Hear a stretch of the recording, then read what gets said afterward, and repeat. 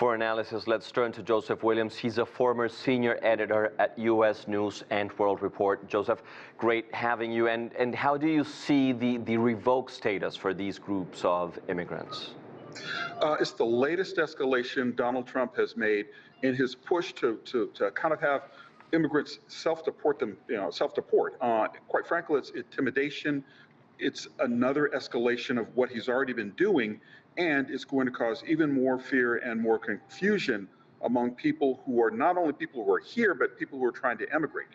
We've had some stories about people who are from countries that are allied with the U.S., from Ireland, from Great Britain, being stopped at the United States border and being detained, in some cases for 2 weeks, and in other cases being redeported back to the country of their origin, not necessarily the country of their birth.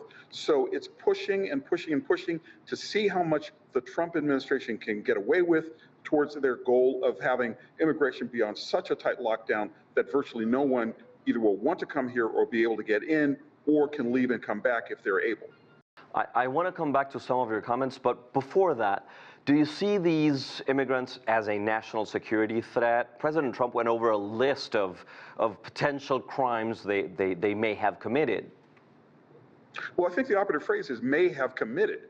I mean, again, thinking about the migrants from Venezuela who were shipped down to El Salvador, we have no evidence that they were actual gang members. We don't even have any evidence that there weren't United States citizens among those people who were rounded up. It's not enough to just sort of suspect that a person has been committed of a crime. We have laws in this country. We have the right to jurisprudence. We have the right to appeal and make your case before a judge. That right has been fundamentally denied by those migrants, and that's what the court case is all about, that the judge gave the Trump administration a scolding for yesterday. Yeah, and there, you know, what changes on the ground here in the United States after this? Do you see anything happening? Well, there's a lot that could happen. Right now, we're in the early stages. As I mentioned, I think the Trump administration is trying to test the legal boundaries and the public appetite for seeing these things go on without having further kind of disparagement against the Trump administration. What could happen is that we could be an isolationist country where legal citizens, people who are contributing to the economy, people who are contributing to science, to technology, to health, they will not be allowed to come to the United States, or they will be made to feel unwelcome as part of the nation trying to advance these certain areas. On the other hand, the allied countries from Europe, allied countries from Canada, all the way to Africa, may feel no need to help the United States because the situation is so acrimonious and their people have been so mistreated when they had a legal right to either come or go from the United States. So it's not a great situation all the way around if you look into the future.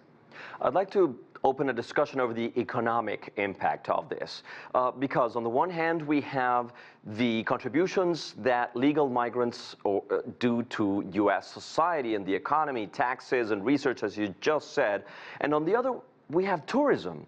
If we're starting to put the U.S. in travel warning lists around the world, what will happen to hotels, restaurants, airlines, and so on? Well, I think even the fact that we're posing this question indicates that there are dire circumstances that could occur because of this. Already, a lot of tourism groups are calling on the administration to knock it off. It's bad for business, it's bad for the U.S. economy, and frankly, it's bad for U.S. standing in the world.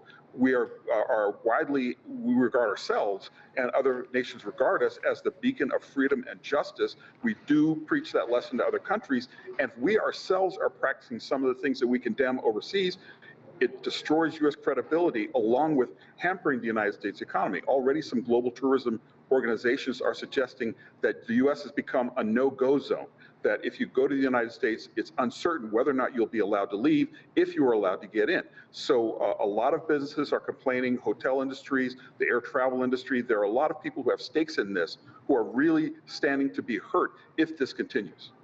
Joseph Williams, thank you so much for your time and your insights.